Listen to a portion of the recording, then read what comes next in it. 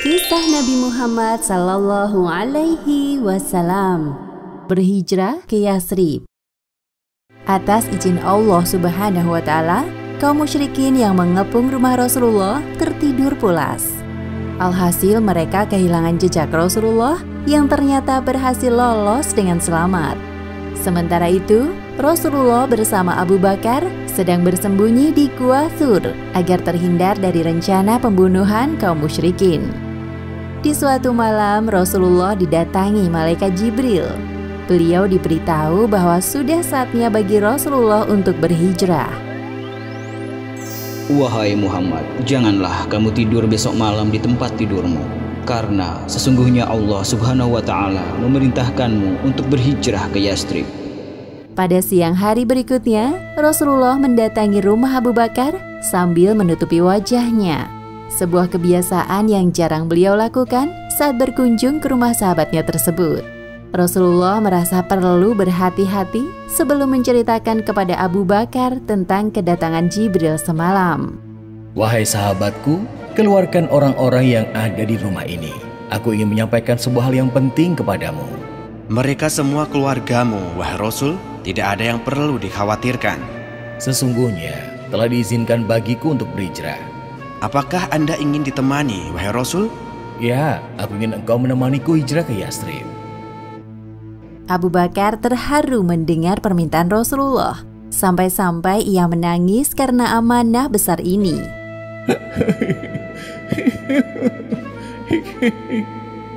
Sejak jauh-jauh hari, Abu Bakar telah menyiapkan 2 ekor unta yang akan mereka gunakan untuk berhijrah ke Yathrib.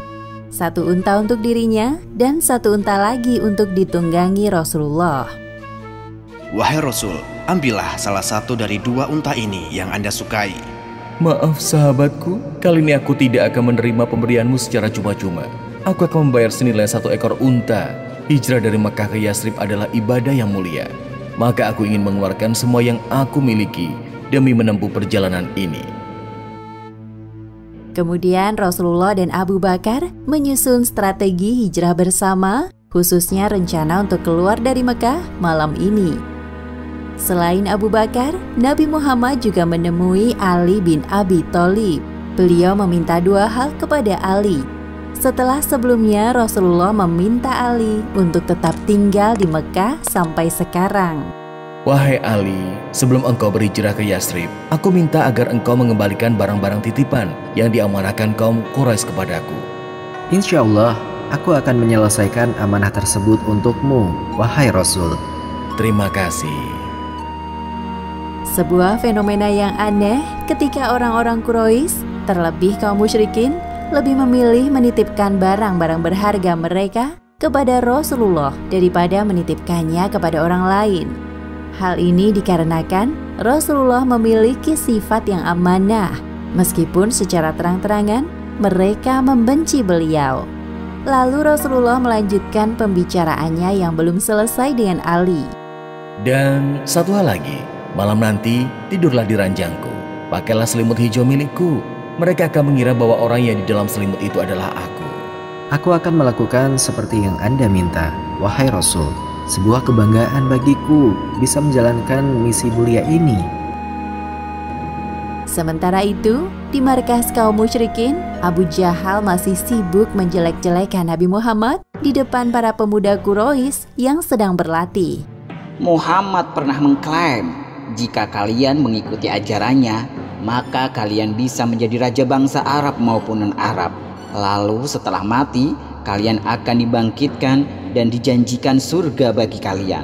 Namun, jika kalian tidak mau menjadi pengikutnya, Muhammad akan membunuh kalian. Lalu setelah mati, kalian akan dibangkitkan dan disiksa oleh api yang membakar tubuh kalian. Perkataan yang tidak masuk akal. Pada malam hari itu, para pemuda pilihan dari kabilah-kabilah Quraisy berangkat menuju ke rumah Rasulullah. Mereka semua bersenjata dan siap melaksanakan tugas yang diberikan oleh para pembesar kaum Quraisy.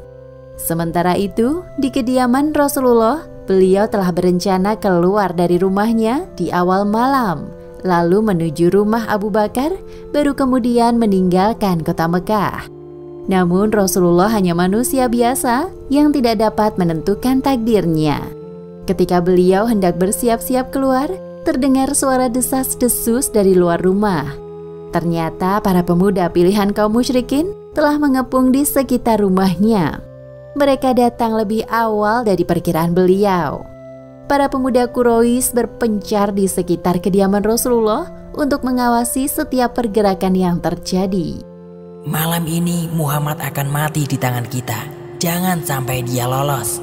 Benar, kita tidak boleh lengah sedikit pun. Rasulullah sempat merasa bimbang untuk memutuskan akan keluar atau tidak dari rumahnya ketika melihat segerombol kaum musyrikin yang telah berjaga di luar. Namun Allah Subhanahu wa Ta'ala mengisyaratkan beliau untuk tetap keluar dari rumahnya. Lalu turun ayat Al-Quran surat Yasin ayat 9. Dan kami adakan di hadapan mereka dinding dan di belakang mereka dinding pula. Dan kami tutup mata mereka sehingga mereka tidak dapat melihat. Akhirnya Rasulullah memberanikan diri untuk keluar dari rumahnya sambil membaca surat Yasin. Ketika melewati para pemuda Quraisy, beliau menaburkan segenggam tanah di atas kepala mereka satu persatu. Allah Subhanahu wa Ta'ala telah mengaburkan pandangan mereka hingga tertidur pulas. Warna langit mulai berubah, pertanda waktu subuh sebentar lagi tiba. Seorang dari kaum musyrikin mendatangi sekelompok pemuda Quraisy yang sedang tertidur pulas di sekitar rumah Rasulullah. Apa yang sedang kalian tunggu? Hah? Sudah pagi? Bagaimana dengan Muhammad? Mengapa kita semua tertidur? Aku rasa Muhammad sudah pergi sejak tadi malam. Hah? Apa ini di kepalaku? Tanah? Pasti Muhammad yang menaburkan tanah di atas kepala kalian hingga membuat kalian tertidur. Ayo kita periksa rumahnya sekarang. Para pemuda Quraisy bergegas mengecek ke dalam rumah Nabi Muhammad. Mereka masuk secara paksa ke dalam rumah hingga mendobrak pintu kamar beliau. Lihat di sana, Muhammad sedang tidur di balik selimutnya. Coba aku lihat. Kau, kenapa bisa kau yang tidur di sini? Di mana Muhammad? Aku tidak tahu di mana Rasulullah. Sial. Ali bin Abi Thalib mengorbankan dirinya sebagai jebakan bagi kaum musyrikin. Di situasi yang menegangkan ini, Ali berusaha tenang. Ia telah menyerahkan hidup dan matinya hanya kepada Allah Subhanahu wa Ta'ala, Sang Maha menghidupkan dan mematikan makhluknya. Sebagian pemuda tampak kesal dan marah melihat kenyataan bahwa Rasulullah telah pergi dari rumahnya tanpa jejak. Para pemuda Quraisy yang lainnya merasa kalah sebelum berperang. Keluarga Abu Bakar memiliki peranan penting dalam misi persembunyian Rasulullah dan Abu Bakar di Gua Thur. Selama 3 hari, Asma binti Abu Bakar mengantarkan bekal untuk Rasulullah dan ayahnya. Sedangkan Abdullah bin Abu Bakar bertugas memata-matai kaum Quraisy. Ada juga Amir bin Fuhairah, mantan budak Abu Bakar, yang bertugas memasok persediaan susu kambing dan menghapus jejak Abdullah. Malam ini bertepatan dengan tanggal 27 Safar tahun ke-14 kenabian, Rasulullah mendatangi Abu Bakar di kediamannya. Kemudian mereka keluar lewat pintu belakang dan bergegas meninggalkan kota Mekah sebelum ada orang yang melihat.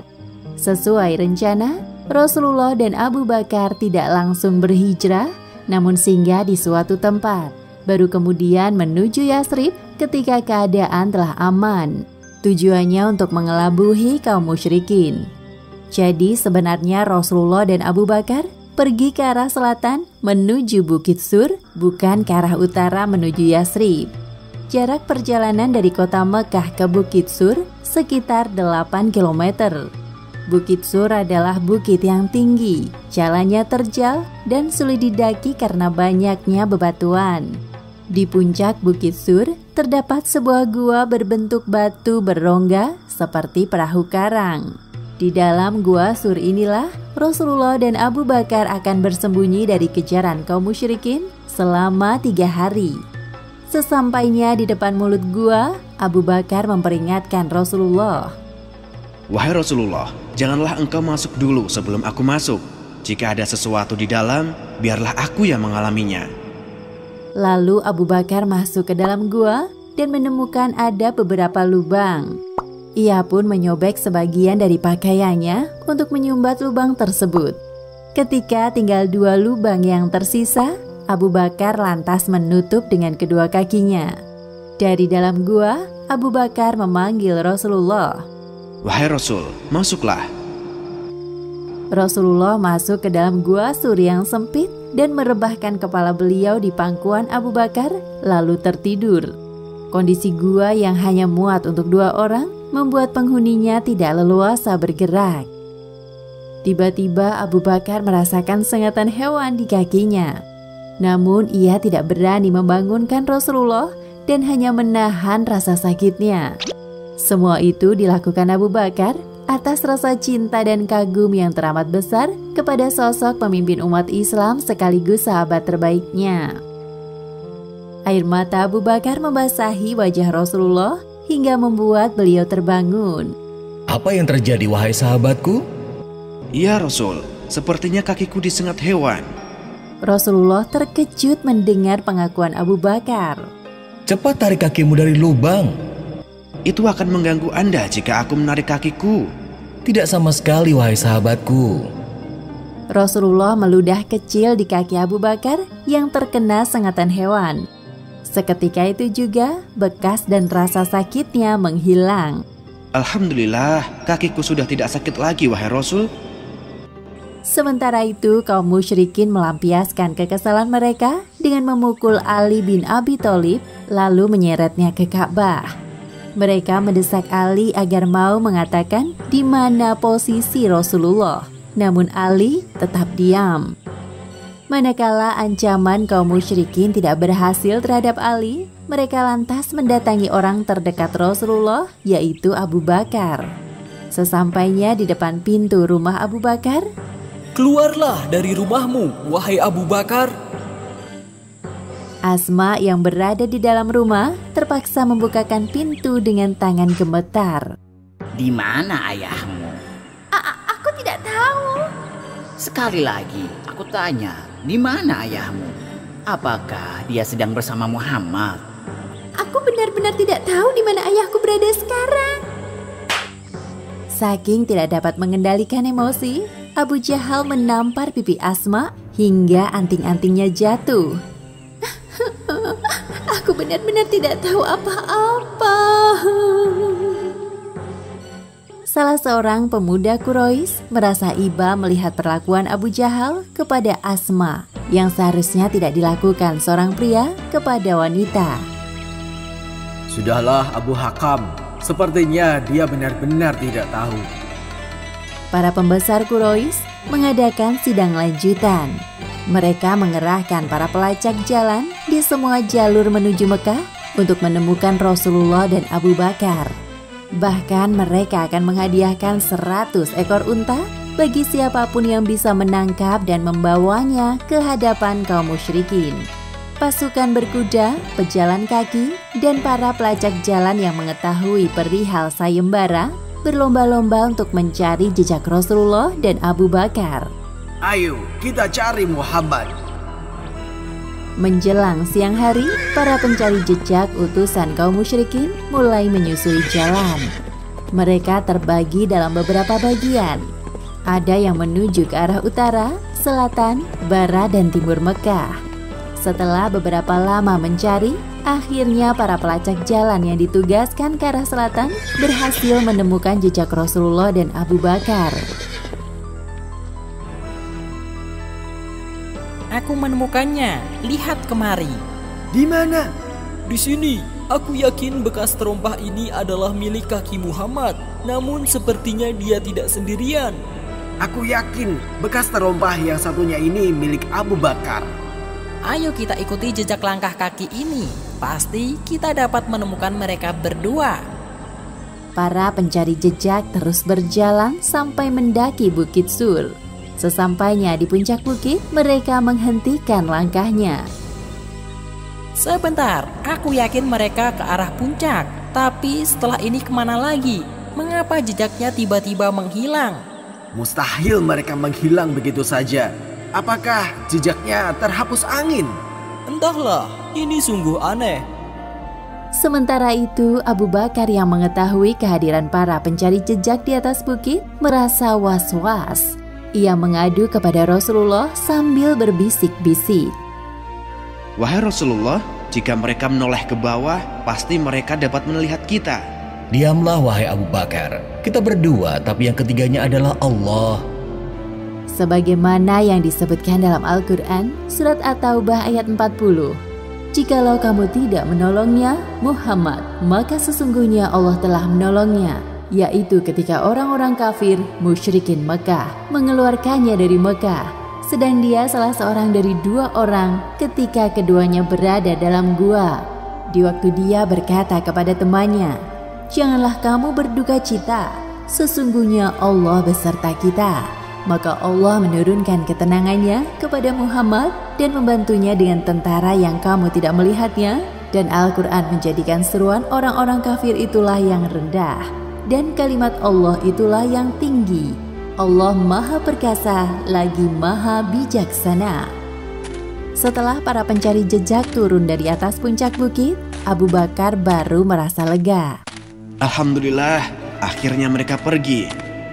Asma binti Abu Bakar telah ditugaskan oleh ayahnya untuk menyiapkan dan mengantarkan perbekalan selama 3 hari. Asma sempat bingung bagaimana cara mengikat makanan dan minuman yang akan dibawanya. Namun tiba-tiba ia terpikir sebuah ide untuk membelah ikat pinggangnya menjadi 2 bagian. Tentu bukan perjalanan yang mudah bagi seorang wanita menuju Gua Sur yang terjal. Berbekal keberanian dan keimanan terhadap Allah Subhanahu wa Ta'ala, Asma sanggup melaksanakan tugasnya dengan baik. Melihat kecerdikan Asma, Rasulullah menjulukinya Zatu Nitokoin, yang artinya pemilik 2 ikat pinggang. Meskipun jasanya hanya mengantar perbekalan, namun dampaknya luar biasa demi kelancaran hijrah Rasulullah.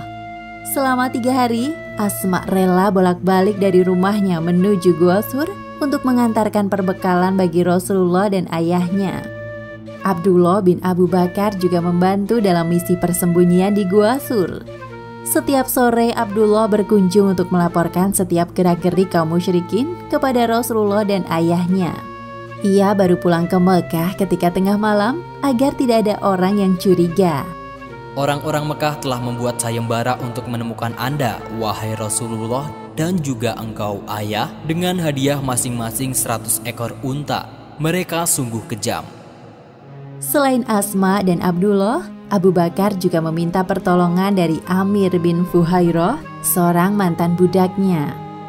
Amir bertugas menggembalakan kambing perah untuk Rasulullah dan Abu Bakar, sehingga mereka dapat meminum hasil perahan susu kambing tersebut di malam hari. Selain untuk menyediakan air susu, Amir bertugas menggembala kambingnya di Bukit Sur dan sekitarnya untuk menghilangkan jejak Abdullah yang bolak-balik antara Bukit Sur dan Mekah. Pada hari keempat, keadaan mulai aman. Orang-orang Mekah tidak lagi berminat terhadap sayembara. Sedangkan kaum musyrikin mulai mereda emosinya dan mengendurkan pelacakan. Hari ini seorang penunjuk jalan bernama Abdullah bin Uraikid mendatangi Rasulullah dan Abu Bakar di sekitar Bukit Sur. Meskipun Abdullah adalah seorang musyrik, namun ia amanah dengan pekerjaannya. Oleh karena itu Rasulullah mempercayakan keamanan beliau dan Abu Bakar kepadanya. Amir bin Fuhairah juga ikut serta dalam perjalanan hijrah ke Yasrib. Abdullah bin Uraikid menuntun mereka untuk menempuh jalur pesisir pantai yang jarang dilewati orang-orang pada umumnya. Meninggalkan kota Mekah bukanlah perkara mudah bagi Nabi Muhammad SAW, karena hijrah merupakan ujian dari Allah Subhanahu wa Ta'ala kepada Rasulnya untuk berpisah dari kampung halaman tercinta. Ditambah lagi halangan yang harus dihadapi oleh beliau selama perjalanan. Satu-satunya orang Quraisy yang berhasil mengejar rombongan Rasulullah adalah Suraqah bin Malik bin Jusum. Rasulullah sempat memandangi kota Mekah dari kejauhan sebelum beliau melanjutkan perjalanan menuju kota Yathrib. Wahai kota Mekah, engkau adalah kota yang paling dicintai oleh Allah. Engkau kota terbaik. Jika bukan karena kaumku ingin melenyapkanku, aku tidak akan meninggalkanmu. Kota Mekah memiliki tempat spesial di hati Rasulullah. Di sana tempat beliau tumbuh dari masa kanak-kanak hingga dewasa. Bertemu dengan kakek tersayang, para paman, menikah dengan Khadijah yang tercinta, dan membesarkan putra-putri mereka. Selama lebih dari 50 tahun, Rasulullah telah menjalankan asa manis kehidupan di kota Mekah. Namun beliau sadar bahwa kota Mekah saat ini sudah tidak kondusif untuk dijadikan tempat berdakwah. Atas perintah dari Allah Subhanahu wa Ta'ala, Rasulullah melaksanakan hijrah ke Yathrib demi keberlangsungan dakwah Islam. Kepada seorang musyrik penunjuk jalan bernama Abdullah bin Uraikid, Rasulullah mempercayakan amanah besar, yaitu sebagai penunjuk jalan ke kota Yathrib. Sementara itu di kota Mekah, orang-orang musyrikin masih banyak yang tergiur dengan iming-iming hadiah 100 ekor unta. Walaupun mereka tahu bahwa sampai hari ini belum ada kabar tentang keberadaan Rasulullah dan Abu Bakar. Suraqah bin Malik, pimpinan Bani Mudlij, sedang asik duduk bersama kabilahnya dalam sebuah majelis. Suraqah telah mendengar tentang sayembara penangkapan Rasulullah dan Abu Bakar. Sama seperti yang lain, ia juga mengharapkan hadiah 100 ekor unta. Tiba-tiba seorang pria dari kabilah Bani Mudlij datang sambil tergopoh-gopoh, membuat perhatian semua orang tertuju padanya. Demi Allah, aku telah melihat satu rombongan yang lewat di hadapanku. Di balik bukit sana, aku rasa mereka adalah Muhammad dan rekan-rekannya. Suraqah menyimak penjelasan pria yang baru datang sembari memikirkan sebuah ide. Lalu ia mengerlingkan mata kepada pria tersebut sebagai isyarat untuk tutup mulut. Pria yang baru datang ini seolah-olah mengerti maksud dari pimpinan kabilahnya. Tapi mungkin saja aku salah lihat. Bisa jadi mereka sekelompok kabilah yang sedang mencari barangnya yang hilang. Ya, bisa jadi begitu. Lagi pula, belum ada yang berhasil menemukan Muhammad. Anggota kabilah Bani Mudlij mengiyakan pendapat pimpinan mereka meskipun sebenarnya kurang yakin. Sedangkan pria yang baru datang memilih untuk diam. Tak lama kemudian, Suraqah pamit undur dari majelis. Suraqah bin Malik bangkit dari duduknya dengan perasaan senang. Sedari tadi ia telah memikirkan gagasan cemerlang yang akan menguntungkan dirinya sendiri. Ketamakan terhadap harta membuatnya sombong. Sesampainya di rumah, Suraqah menyuruh salah seorang budaknya untuk menyiapkan kuda dan membawanya ke arah bukit. Segera siapkan kudaku yang larinya paling kencang dan gesit. Baik, Tuan. Sementara itu, Suraqah mengambil tombak dan alat pengundi nasib miliknya. Kebiasaan orang-orang jahiliyah pada masa ini adalah mengundi nasib untuk memutuskan sebuah perkara yang dianggap penting. Hal ini termasuk menyekutukan Allah atau yang lebih dikenal dengan istilah syirik. Setelah semuanya siap, Suraqah keluar dari rumahnya melewati pintu belakang. Ia lalu berjalan menuju ke arah bukit di mana kudanya telah disiapkan. Suraqah memacu kudanya menuju jalur pesisir pantai Laut Merah, yaitu jalan yang ia yakini dilewati oleh rombongan Rasulullah. Dalam hal ini, Suraqah mengetahui tentang jalur alternatif yang jarang dilalui oleh para kafilah dagang. Setelah lama berjalan, akhirnya Suraqah berhasil menemukan jejak Rasulullah dan rombongannya. Ketika Suraqah melihat dengan jelas bahwa sosok yang dicarinya berada di kejauhan, ia tersenyum puas. Suraqah lalu mengeluarkan alat pengundi nasib miliknya untuk melihat petunjuk yang keluar. Ternyata hasilnya tidak seperti yang ia harapkan. Suraqah menjadi kesal sendiri. kenapa hasilnya begini setelah sasaran tampak di depan mata? Apakah aku harus melepaskannya? Tidak, kali ini saja aku tidak mempercayai benda ini. Ya, jalan. Surakoh memacu kudanya agar lebih dekat dengan posisi Rasulullah. Namun tiba-tiba kudanya terjatuh. Sial! Surakoh berdiri dan membersihkan pakaiannya yang terkena pasir. Untuk kali kedua, Surakoh mengeluarkan alat pengundi nasib miliknya. Namun ternyata hasilnya sama seperti sebelumnya dan ia tidak menyukainya. Dengan penuh ambisi, Surakoh memacu kembali kudanya. Hayo cepat jalan. Ya! Ketika kuda yang dikendarai Surakoh mulai melaju kencang dan selangkah lebih dekat dengan posisi Rasulullah, tiba-tiba kudanya terperosok ke dalam pasir. Ah, apalagi nih? Ada apa denganmu? Surakoh bin Malik mulai menyalahkan kudanya yang terus saja terjatuh ketika posisinya sudah dekat dengan Rasulullah. Tekad Surakoh dalam mengejar Nabi tidak kendur. Ia mencoba bangkit lagi. Abu Bakar yang melihat kedatangan Surakoh mulai mengkhawatirkan keselamatan Rasulullah. Sedangkan di samping Abu Bakar, Rasulullah tetap tenang berjalan sambil membaca ayat Al-Quran.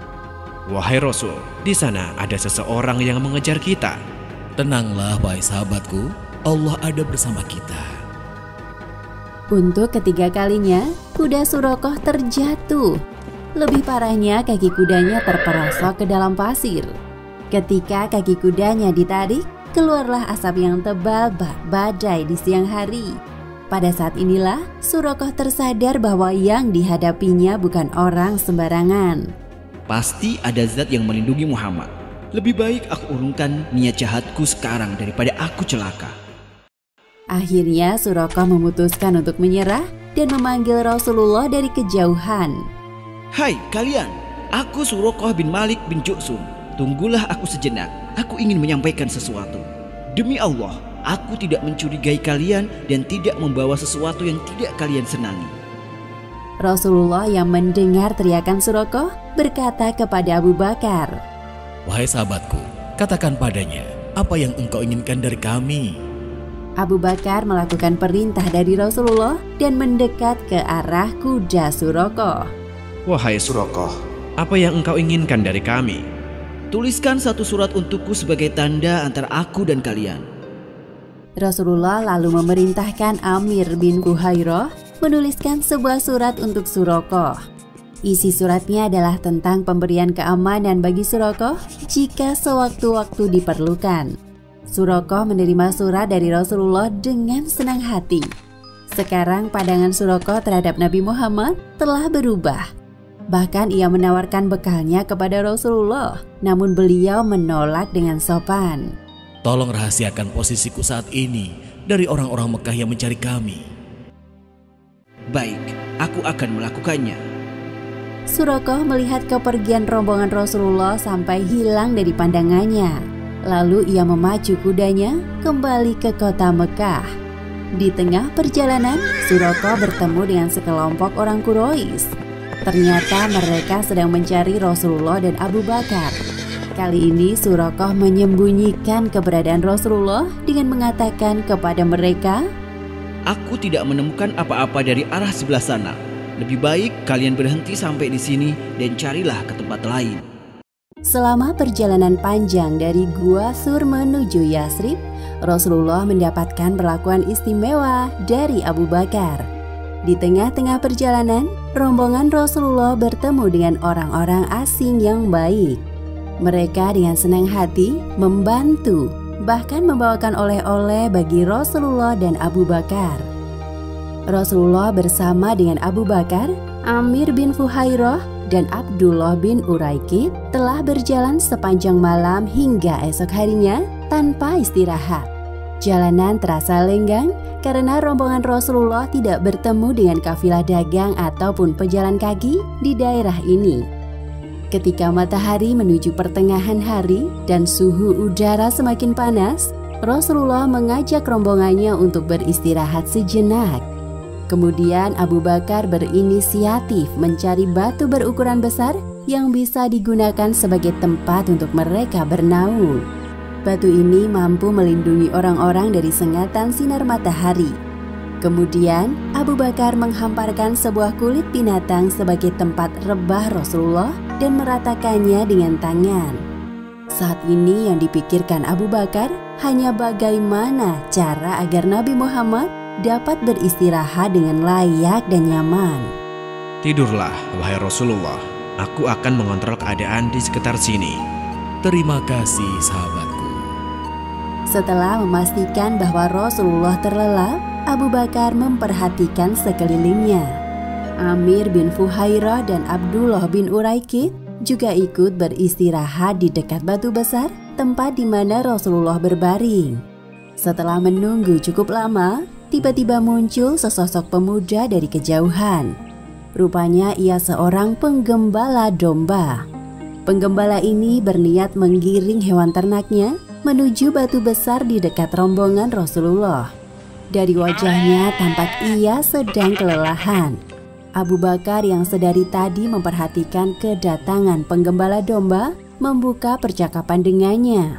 Permisi, apakah domba-domba ini milikmu, Nak? Ataukah engkau hanya bertugas mengembalakannya? Bukan, Tuan. Domba-domba ini milik tuanku, seorang saudagar kaya di Yastrib. Apakah domba-domba yang engkau gembalakan ini bisa diambil susunya? Ya, tentu saja. Lalu si penggembala mengambil seekor domba dan membawanya ke hadapan Abu Bakar. Aku memintamu untuk memerah susu domba ini. Tolong pastikan agar susunya steril dari tanah, bulu, atau debu halus. Baiklah, aku akan melakukan seperti yang Anda inginkan. Terima kasih. Semoga Allah membalasmu dengan kebaikan yang banyak.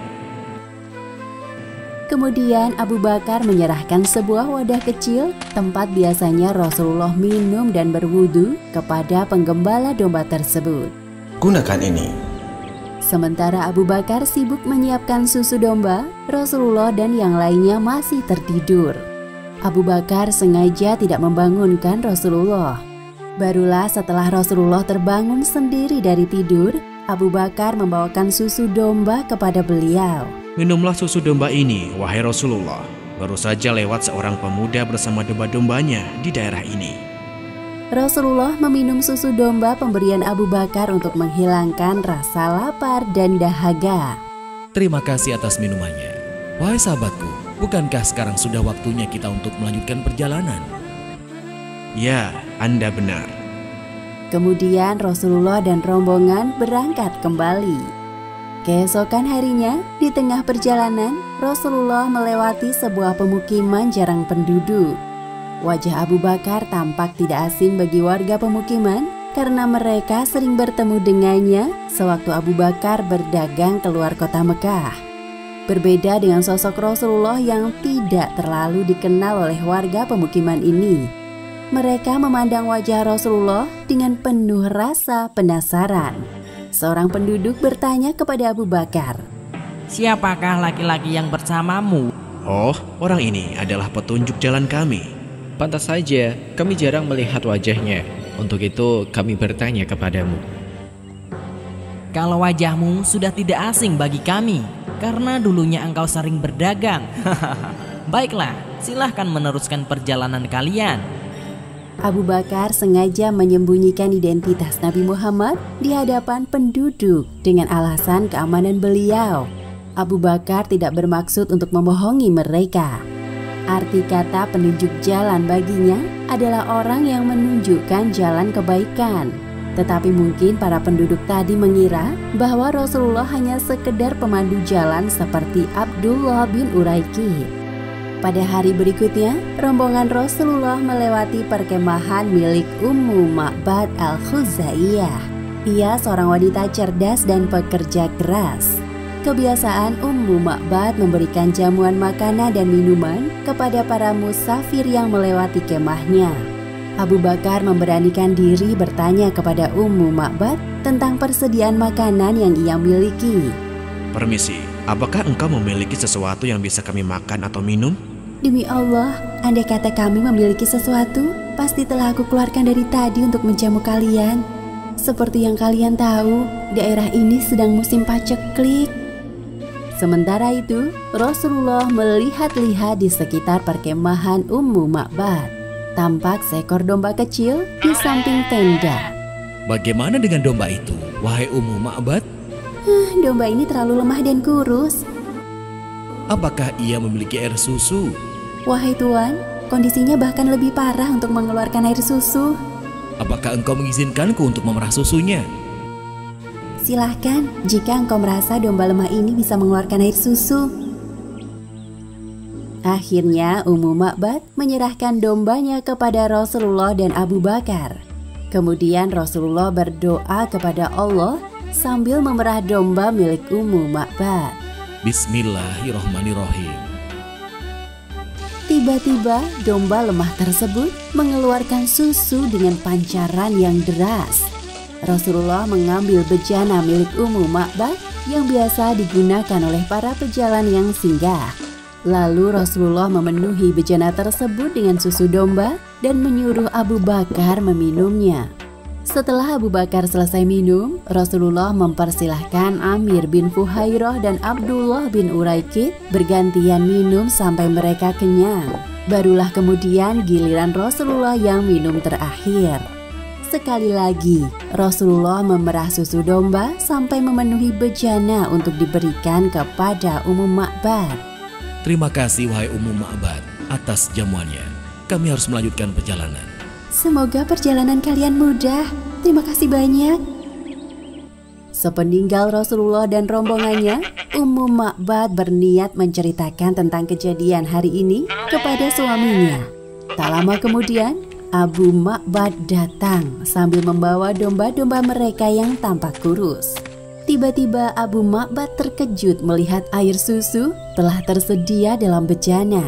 Wahai istriku, dari mana asal susu ini? Beberapa saat yang lalu ada rombongan kafilah yang mampir ke perkemahan kita. Dia bertanya kepada aku tentang domba ini dan ingin memerah susunya. Padahal seperti yang kau tahu, domba ini lemah. Benar-benar seperti keajaiban. Abu Ma'bad penasaran dengan pria yang sedang diceritakan oleh istrinya. Demi Allah, aku yakin pria itu adalah orang yang sedang dicari-cari oleh orang-orang Quraisy Mekah. Cepat katakan kepadaku ciri-ciri pria tersebut. Pria itu begini-begini dan begitu. Tidak salah lagi. Demi Allah, inilah orang yang belakangan ini dicari oleh orang-orang Quraisy. Selain Ummu Ma'bad, Rasulullah juga bertemu dengan Buraidah al-Hasib al-Aslami yang membawa serta keluarga besarnya. Jumlahnya kurang lebih 80 orang. Setelah saling memperkenalkan diri, Rasulullah mengajak Buraidah untuk masuk Islam. Dari Bani mana kalian berasal? Kami dari Bani Saham. Atas izin Allah Subhanahu wa Ta'ala, Buraidah dan keluarga besarnya menyatakan diri masuk Islam di hadapan Rasulullah. Ketika tiba waktu Isya, Rasulullah menjadi imam salat mereka. Keesokan harinya, Rasulullah dan rombongan melanjutkan perjalanan. Tepatnya di sebuah pedalaman Rim, Rasulullah bertemu dengan Az-Zubair yang ikut serta dalam rombongan para pedagang dari daerah Syams. Az-Zubair yang mengagumi sosok Rasulullah memberi beliau pakaian berwarna putih. Begitu juga dengan Abu Bakar yang diberikannya pakaian yang serupa dengan Rasulullah.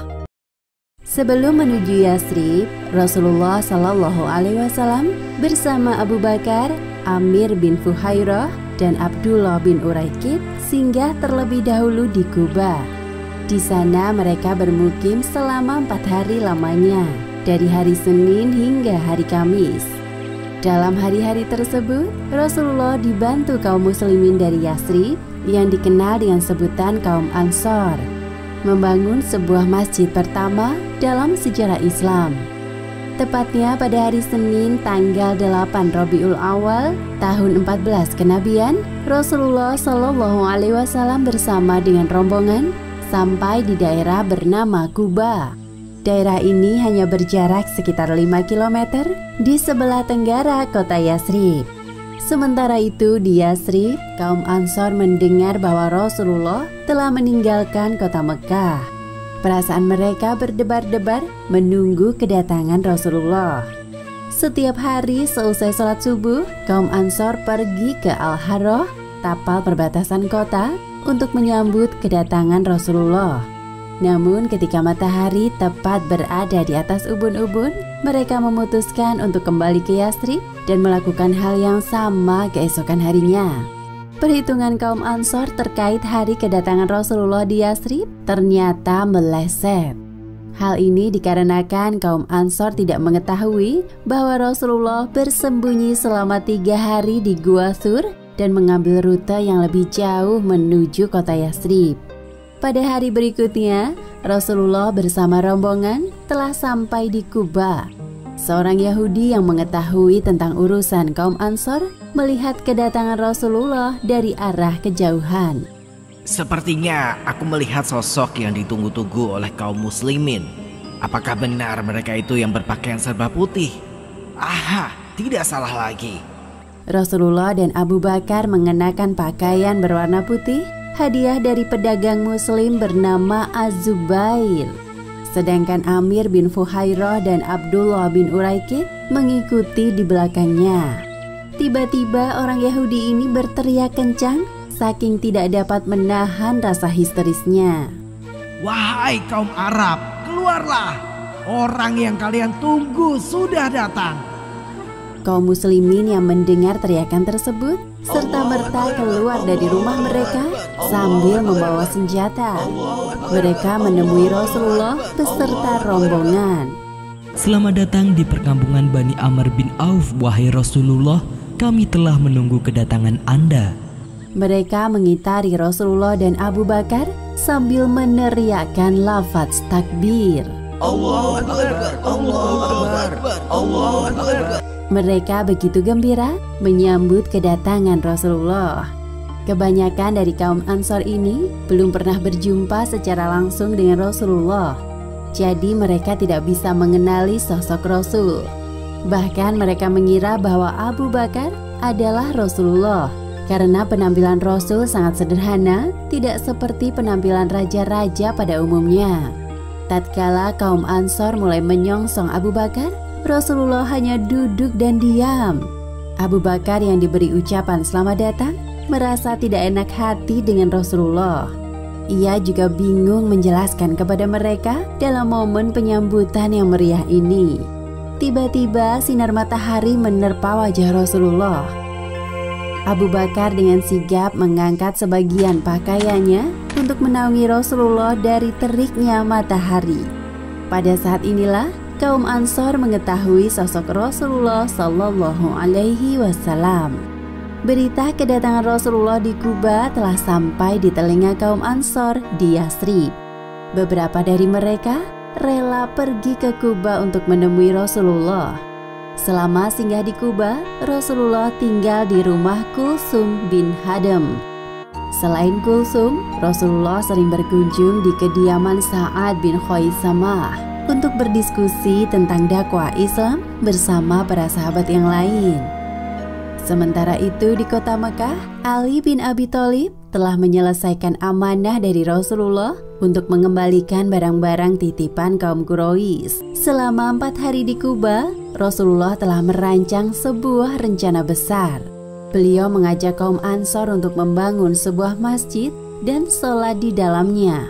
Sebagaimana yang disebutkan dalam Al-Quran surat At-Taubah ayat 108. Janganlah kamu bersembahyang dalam masjid itu selama-lamanya. Sesungguhnya masjid yang didirikan atas dasar takwa, Masjid Quba, sejak hari pertama adalah lebih patut kamu bersembahyang di dalamnya. Di dalamnya ada orang-orang yang ingin membersihkan diri, dan Allah menyukai orang-orang yang bersih. Masjid Quba merupakan masjid pertama yang didirikan oleh Rasulullah pada masa kenabian beliau. Masjid ini berjasa besar bagi perkembangan dakwah Islam karena aktivitas keagamaan berpusat di dalamnya. Di hari kelima, Rasulullah bersama rombongan yang berjumlah 100 orang laki-laki meninggalkan Quba dan berjalan menuju kota Yathrib. Namun waktu sholat Jumat telah tiba sebelum mereka sampai di kota. Akhirnya Rasulullah memutuskan untuk sholat Jumat di perkampungan Bani Salim bin Auf. Daerah ini juga terkenal dengan sebutan Wadi Ar-Ronuna, Lembah Ar-Ronuna. Setelah melaksanakan sholat Jumat, Rasulullah dan para rombongan melanjutkan perjalanan ke Yatsrib yang tinggal sedikit lagi. Terhitung sejak hari pertama Rasulullah memasuki kota Yatsrib, nama Yatsrib berubah menjadi Madinatur Rasul, kota Rasulullah, yang kemudian disingkat menjadi Madinah. Hari Jumat ini merupakan hari yang sangat agung bagi umat Islam. Dari rumah-rumah dan lorong-lorong kota Madinah terdengar suara tahmid atau pujian untuk menyambut kedatangan Rasulullah. Seorang sahabat bernama Al-Bara bin Azib yang menyaksikan kedatangan Rasulullah dari kejauhan lantas berkata sebagaimana yang telah disebutkan dalam hadis riwayat Bukhari. Aku tidak pernah melihat penduduk Madinah begitu gembira, segembira mereka menyambut Rasulullah SAW. Semua penduduk Madinah menginginkan agar Rasulullah berkenan tinggal di rumahnya. Ketika melewati satu persatu rumah penduduk, beberapa di antara mereka menarik kendali unta Rasulullah, namun beliau menolak dengan sopan. Biarkan saja unta ini berjalan. Sesungguhnya ia telah diperintahkan oleh Allah. Unta yang ditunggangi oleh Rasulullah terus berjalan sampai berhenti di sebuah lokasi tempat berdirinya Masjid Nabawi sekarang. Unta Rasulullah duduk sebentar lalu berjalan beberapa langkah. Unta ini menoleh ke kanan, ke kiri, lalu kembali berjalan ke tempat pertamanya berhenti. Di titik inilah Rasulullah turun dari untanya. Seorang sahabat bernama Abu Ayyub Al-Ansori segera mengambil barang-barang milik Rasulullah dari unta beliau. Meskipun penduduk Madinah berkali-kali mendesak beliau agar sudi tinggal di rumah mereka, Rasulullah tetap menolak. Seseorang hendaknya tinggal di mana barangnya berada. Secara kebetulan, unta Rasulullah berhenti di depan rumah keluarga beliau dari pihak Ibunda Aminah. Dengan cara inilah Rasulullah dapat memuliakan para paman dari pihak ibunya. Sesungguhnya hal ini telah diatur oleh Allah Subhanahu wa Ta'ala. Setelah beberapa hari tinggal di Madinah, istri beliau yaitu Saudah bersama dengan Fatimah dan Ummu Kulsum menyusul. Mereka tiba di Madinah bersama dengan Usamah bin Zaid dan Ummu Aiman. Selain mereka datang juga keluarga dari pihak Abu Bakar yaitu Abdullah dan Aisyah. Sedangkan putri Rasulullah yang bernama Zainab masih tinggal di Mekah bersama dengan suaminya yang bernama Abu Al-Ash.